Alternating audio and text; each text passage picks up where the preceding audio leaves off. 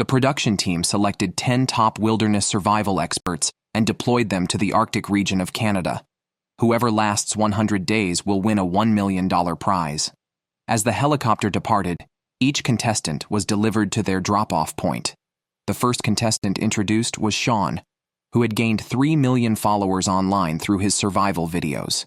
A devoted fan of solo wilderness living, he had spent the past 2.5 years honing his skills, building shelters, and making tools, all in preparation for this challenge. Upon finding a toolbox the crew had placed a day earlier, Sean noticed several bear paw prints on it and thought, "I can't confront it, but I can certainly avoid it." With his gear, he moved away from this ominous area. Having settled in a new location, Sean quickly assembled his bow and arrows and went to scout the nearby area. Overcome with excitement, he suddenly spotted something, held his breath, and shot an arrow. A dark shape fell from a tree. It was a porcupine. Within half an hour of landing, Sean had secured a substantial amount of protein. He cleaned it by the lake, made a roasting rack out of branches, and slow-cooked the torso for hours. However, the dry grass and wood in the Arctic were somewhat damp, and it took Sean several minutes to get the fire going. He stewed the 4 large legs in a pot, and the taste was better than expected, making him hum in satisfaction to the camera. The second contestant, Joe, a biologist from the National Park Service, was also adept with plants and animals, and skilled in making traps and starting fires by friction. Like Sean, he explored his surroundings upon landing.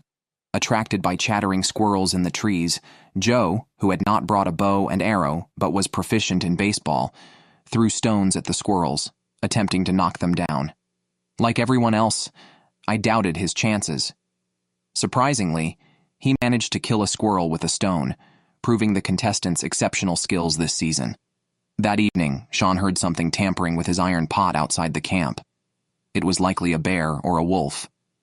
Armed with his bow and arrows, he bravely went to check. The visitor was scared away, but the pot had indeed been tampered with. After this incident, Sean was too nervous to sleep. On the second day of the challenge, female contestant Kaylin was still figuring out the local wildlife. To be safe, she set up 7 rope traps. Along the way, she found some spruce resin, and remembering that Native Americans chew it, she tried it out of curiosity. 3 seconds later, she couldn't spit it out fast enough due to its terrible taste.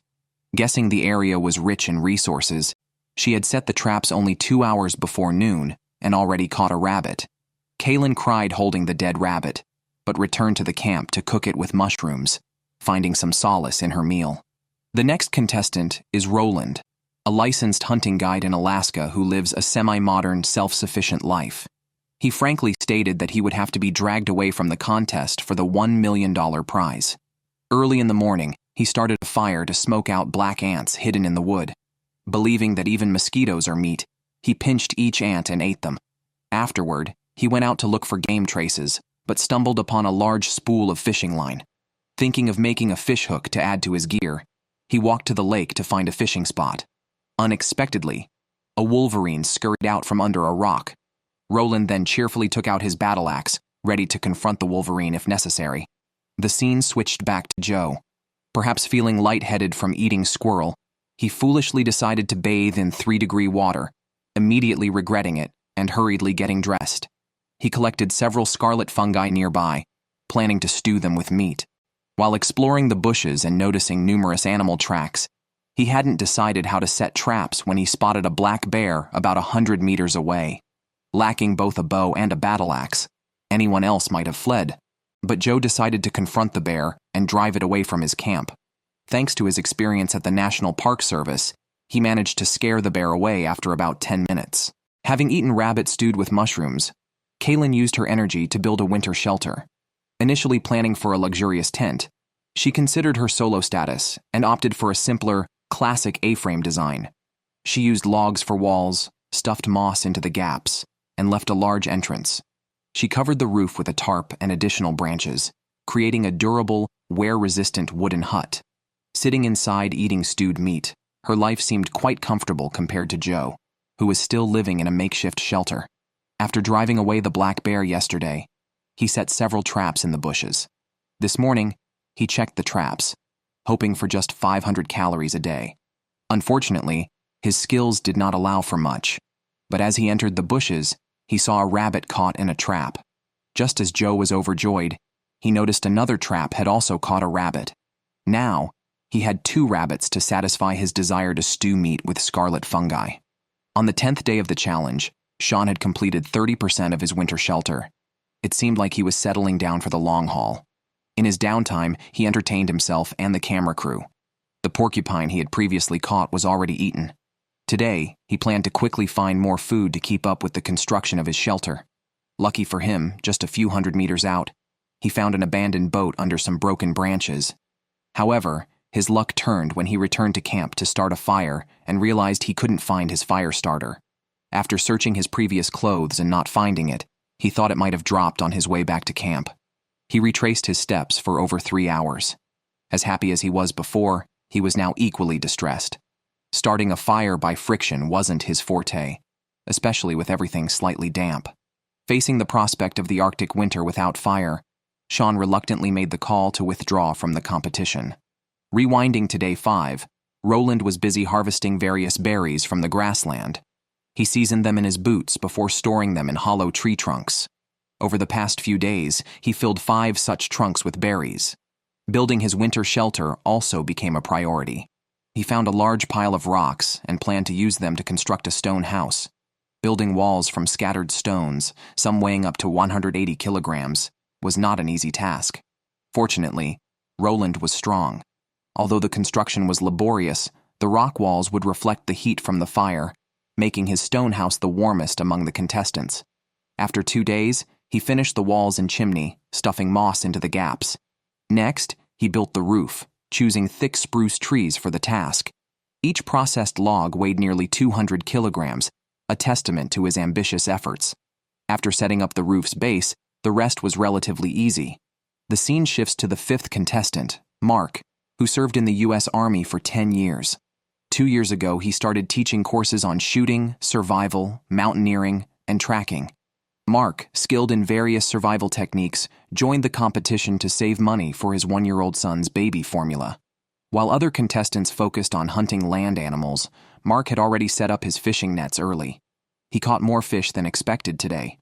4 in total, 2 lake trout, and 2 whitefish. Now, only the main door of his shelter remained to be built. His immediate task was to process these fish. Mark built a semicircular stone hearth inside his house, with 3 stone slabs protruding in the middle as a cooking surface. He filleted the fish, removed the heads, and cut them into small pieces to be dehydrated on the smoke rack above the hearth, providing enough food for the next several days. The next contestant to appear is a woman named Crawley. She spent most of her adulthood outdoors, mastering all survival skills. Hunting animals and processing their hides are routine for her. She started by setting snares for rabbits in the bushes and gradually familiarized herself with larger animals and fish. One day, while hunting with her bow and arrow, Crawley spotted a pack of wolves in the bushes ahead. She was excited and decided to follow them to see what was happening. As expected, she quickly lost sight of them. Whether Crawley's hunting skills are good remains unknown, but she certainly isn't less courageous than the male contestants. The camera then cuts to the 7th contestant, Corey, who made a spectacular debut by shooting a squirrel with his arrow. Born into a family of hunters and gatherers, he has been handling bows and arrows since childhood. He joined the competition to win the prize money and live a free life. So far, he has built most of the framework of his house and a 3-layer log bed. Next, he plans to use logs to build walls on both sides, sawing off the excess and filling the gaps with moss. His craftsmanship is both exquisite and beautiful. Unfortunately, while carrying wood back to camp, he slipped and fell, hearing a dull sound in his left knee, which had undergone surgery 13 years ago. Despite the pain, tempted by the $1 million prize, he decided to endure it and see if it would heal in the next few days. Today, he finished the sides of the wooden hut, covered it with a tarp, and laid a thick layer of branches, declaring it complete. The 8th contestant, Amos, learned wilderness survival as a child to avoid war. Now 40, he is skilled in many areas, including making traps, fire by friction, building shelters, and identifying edible plants. Like Mark, he also set up fishing nets early. At the lake, he found a 3 to 4 pound burbo in his net, enough to feed him for 2 days. While cleaning the fish, a wolf, attracted by the smell, came close but wisely walked away due to the size difference. On the 9th day, Mark, having caught 4 fish in one net, has been enjoying several pots of fish head soup these days. He can't afford to waste the fatty fish ice as he needs it to maintain his weight. Now, only the main door of his shelter remains to be built. He grouped 4 logs, securing horizontal supports at the top and bottom, with a layer of spruce branches sandwiched between 2 wooden planks, creating his door. After finishing, he wanted to rest, but was disturbed by the cawing of crows outside. Years of wilderness experience told Mark that there might be a predator nearby. He went outside and saw a black bear roaming around the camp, likely attracted by the smell of smoked fish. He quietly followed the bear downwind, hoping to follow it back to its den and kill it for meat that could last him 2 months. Unfortunately, by 3:30 p.m., the bear had vanished. Mark then mimicked the distress call of a rabbit to try and lure the bear. After waiting half an hour without seeing the bear, he returned to camp. Corey, having caught no significant prey, quickly crafted a fishing net from parachute cord to improve his diet. By day 10, he needed to add notches to his belt to tighten his pants. Without substantial food, he risked being removed from the show. Despite daily hunting trips with his bow and arrow, he saw no rabbits nearby. His hopes now rested on the makeshift net. Fortunately, it paid off, catching a fish weighing 2.5 pounds, enough for a hearty meal. He rushed back to cook it, patiently waiting 15 minutes before enjoying the steaming fish. Corey also focused on a balanced diet, eating berries daily for vitamins. His only concern was the pain from a knee injury days earlier, which had worsened. He felt a large, fluid-filled sac in his knee, indicating a recurrence of an old injury. That night, he felt feverish and struggled with sleep, the pain in his knee intensifying. Realizing his body's healing was insufficient, and with the competition far from over, he had no choice but to withdraw to recover. The scene shifts to Crawley. Her previous shelter was inadequate, so she found a better location to start anew. Before breaking ground, she needed to gather food. On a rocky hill, she heard something below and spotted a porcupine napping. Excitedly, she shot it with an arrow, followed by another to ensure it was dead. This catch, weighing about 10 pounds, ranked among the top 5 prey in the area. After spending minutes skinning and cleaning, Crawley had enough meat for the next few days to fuel her shelter building. The 9th contestant, Joel, grew up in South Africa and Tanzania, learning survival and hunting skills from the Maasai. He joined the competition for a better life for his family. By day 8, he had only caught a rabbit and a squirrel. Today he ventured further, finding fresh moose tracks in the bushes and a muskox skeleton on the ground, suggesting a good number of large animals in the area. He took the muskox skull back to camp as a totem, talking to it each morning to alleviate loneliness.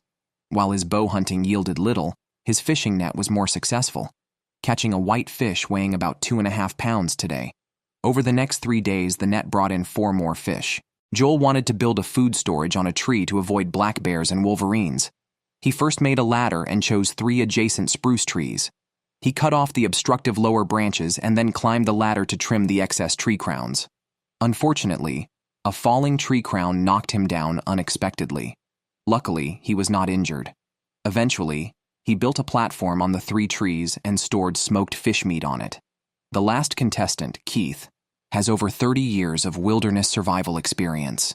Skilled in hunting, fishing, and setting traps, he joined the competition to win the prize money, quit his job, and spend more time enjoying the wilderness. Although he has been hunting daily, he has not seen any large game yet. Today, he finally found fresh moose droppings. After searching the forest for a while, he heard a squirrel chattering. Keith drew his bow and shot it, catching the falling squirrel with one hand. This smooth operation was impressive. He took it back, cleaned it, and saved the meat for dinner, using the innards as fish bait. He practices full utilization, wasting nothing. The scene switches to Kaylin, who found a metal fishing lure on the beach.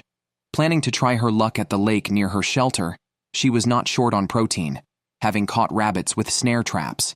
She wanted to fish to add some fats to her diet. Her fishing net had not caught anything since being placed in the water. Thinking the area was low in fish, Kaylin took a sleeping bag, an axe, and other equipment to a spot 1.6 kilometers away, believing the fishing chances were better there. After 2.5 hours, she finally got a fish on the line, but it escaped halfway through reeling it in. However, this confirmed that there were fish in the area. She camped there overnight and started fishing again at 8 a.m. the next day. By 10:30 a.m., she had given up on catching fish. As she was about to pack up, she spotted a 600-pound moose about 30 meters away. The moose, seeing her, quickly entered the lake, attempting to swim to the other side. Kaylin mimicked the call of an estrus female moose, successfully attracting its attention. Just as she was about to shoot it with her bow, she realized she had not brought her bow and arrow, leaving her completely frustrated. On the 11th day, Amos started his morning with Native American calisthenics, expressing gratitude for nature's gifts. He then checked his gill net, which had caught a northern pike today. Since the start, his fish supply had never run out, totaling 11 fish. He wasted nothing, using fish heads for soup and drying the meat for his main food. He hung the surplus on trees for storage, hoping to avoid bears and wolverines. If everything continued this way, he had a good chance of making it to 100 days. However, the inevitable still arrived. Just after Amos had finished a big meal, he heard animals moving outside his shelter.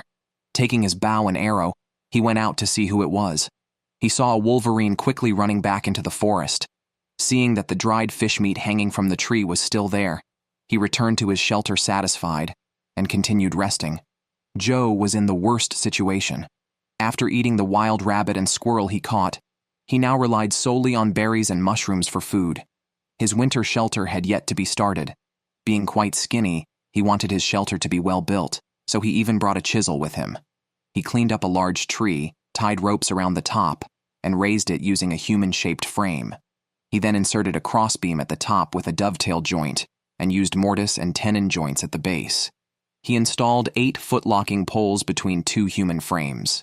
Continuing the construction would take a lot of effort. By the 15th day, Joe started his morning with a series of lightning 5 whips exercises to stretch his muscles. He then went to check his traps, which had been empty for days. Disheartened and preparing to go back to chewing on berries, Joe saw a squirrel hiding in a hole.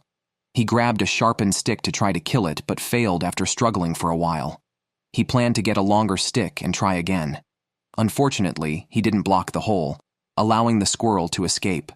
Probably a few days without meat had dulled his mind, leading to such a basic mistake. Back to Keith, he made himself a pair of earrings using berry juice and animal bones. Maintaining a positive attitude is crucial for survival. Now that he had the right mindset, he was just unsure about the outcome with his fishing line. But it didn't disappoint him. The fishing line caught a 2.5-pound plump lake fish with appetizing bright yellow flesh. He grilled the meat on a rack and saved the bones and head for making soup. The smoked dried fish, rich in protein, offered a distinct flavor. By the 14th day, Roland's trap finally caught a squirrel. Having not seen meat for days, he was overjoyed. After his meal, he still needed to complete the roofing of his stone house. He cut down 10 nearby trees and laid them flat to fit just right. Next, he stuffed moss into the gaps and covered them with a tarpaulin to finish the job. 2 days later, since he hadn't caught any game, Roland dug up a lot of irises.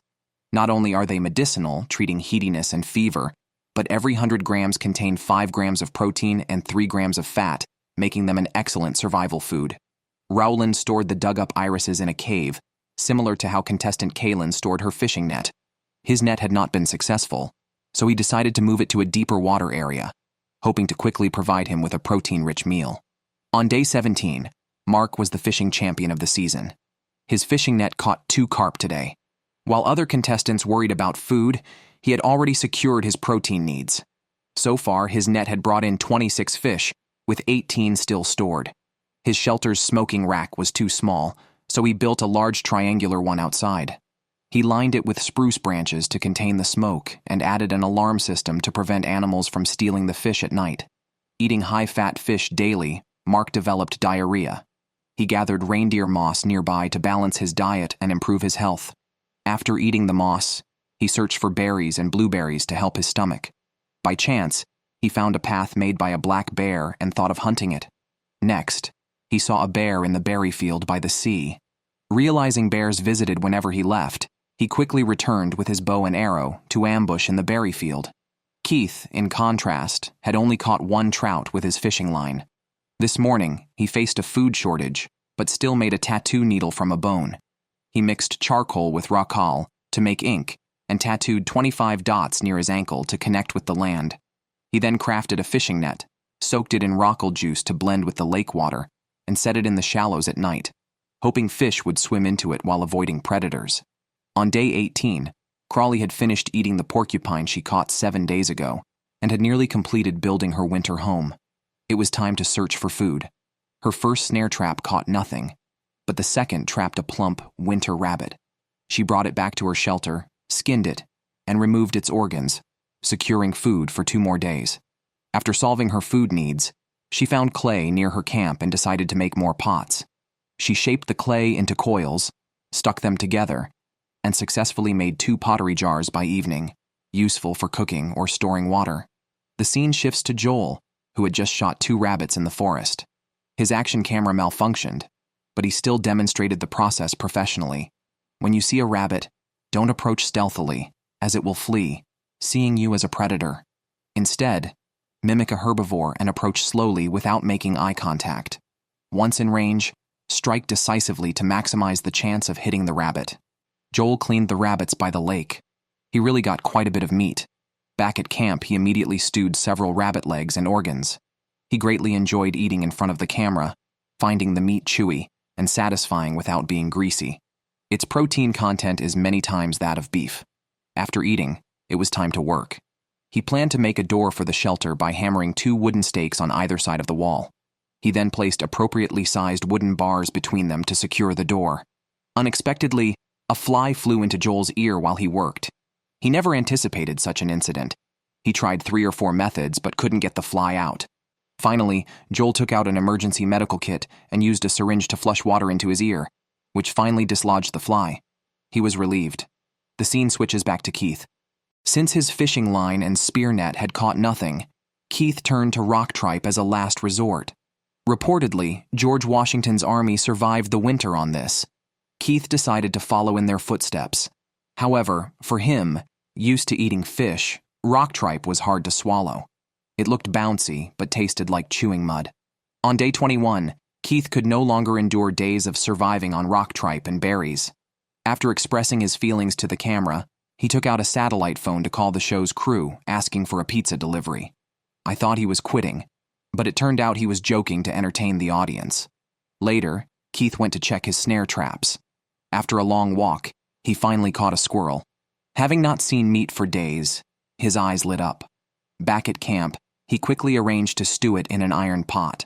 While eating, he even showed off his thighs to the camera. Perhaps the squirrel carried some bacteria, as Keith developed severe stomach cramps that night. By morning, trying to regain strength with squirrel soup only made his stomach churn again. Soon he couldn't even drink water. If this continued, his life was at risk. Realizing the severity, Keith hurriedly called the show's crew to quit. When the staff arrived, he was still vomiting. Roland wasn't doing much better. Today, checking his spear net moved to deeper waters, he was finally rewarded. He found 2 fish tangled in the net, a lake trout and a whitefish, each weighing 3 to 4 pounds. For once, he could see the possibility of reaching day 100. However, trouble arrived that night as the weather changed, and huge waves hit. Roland risked going down the steep cliffs to retrieve his spear net to prevent it from being washed away. He wanted to reset the net, but looking at the unrelenting wind and waves, as well as the steep cliffs, he decided against taking the risk. The scene shifts to Joe. By day 12, he had constructed the framework of a wooden hut, but by day 13, it mostly remained unchanged. It's unclear whether this is due to the editing by the show's crew, or if he simply hasn't been doing much recently. Either way, he now lacks food and is still living under a tent supported by a few pieces of wood. This morning, he checked his traps and had mixed news. 2 snares had caught rabbits, but carnivores had gotten to them first, eating parts of both rabbits. The loss was minor and still acceptable. Since Joel currently isn't short on food, he shifted some of his focus to passing time. He first tied 2 extended lock poles on a tripod to create a backrest and a platform, crafting a makeshift wilderness chair. Then, using his hunting knife, he carved a few wooden pieces, dipped them in berry juice to make dice. Lastly, he trimmed a piece of birch wood, carved a large hole at the end, and added 3 pins to each side, securing them with wire to create his own kakuyuri. The scene returns to Roland, who is now sitting at his camp, enjoying a stewed large fish in an iron pot, reminiscing about his late mother. Today, as the lake surface gradually calmed, he returned his spear net to its original position. Just as he was about to go berry picking nearby, he suddenly spotted a black bear on a hillside 200 meters away. With a side wind blowing, he took up his bow and arrow, entering a hunting mode. He tracked the bear until 4:30 p.m. but lost it, wasting 2.5 hours. The scene switches to Kaylin, who, having just finished washing up, found washing her hair too troublesome and cut off her braids with a hunting knife, giving herself a new hairstyle. After tidying up, she took her bow and arrow to check her traps. The snares were moved but had not caught any game. Fortunately, this proved that there were indeed animals in the area. Kaylin searched unhurriedly. Squirrels, alarmed by her presence, ran off from a distance. After some time, she heard rustling in the bushes. Focusing for 3 seconds, she spotted a rabbit and released an arrow, striking the rabbit's throat precisely. It was another fruitful day. She planned to prepare the rabbit for dinner, but the poor smoke ventilation in her hut drove her outside. The next morning, she made a hole in the roof, surrounded it with clay, and found that starting a fire improved the smoke ventilation. She planned to further refine this. Another female contestant, Crawley, was also making improvements to her shelter. She wanted to build a fully enclosed melon guard hut. She gathered many stones from around her camp to construct a half-person tall fireplace, then sealed the gaps with clay. She piled wood on the upper half, sealing the gaps with moss, and created an entrance on the sheltered side, allowing Crawley to comfortably enjoy her food inside. On day 26, the tarp Joe used for his melon hut fluttered loudly in the wind, yet he still slept in late. I'm somewhat speechless about that. Today he wants to try fishing. Given his ambitious plans for a grand wooden house, he needs enough energy to continue building. After waiting for 2.5 hours, he finally felt a bite. The fish he pulled to shore was not small, big enough to eat for 2 days. Excited, Joe quickly grabbed the fish by the gills, fearing it might slip off the hook. This fish, weighing at least 5 kilos, might be commonplace for the expert fisherman Mark, but for Joe, it's a significant asset. This trout from the lake will fuel the ongoing construction of his house. Amos, the Indian contestant. Today, Amos found his fishing net empty, an unusual occurrence. With the weather getting colder, he planned to chop more firewood but realized his axe was missing. Using a headlamp, he searched in the falling snow. If the snow covered the axe, it would be like finding a needle in a haystack. As expected, Amos didn't find the axe and ended up with frozen hands and wet footwear.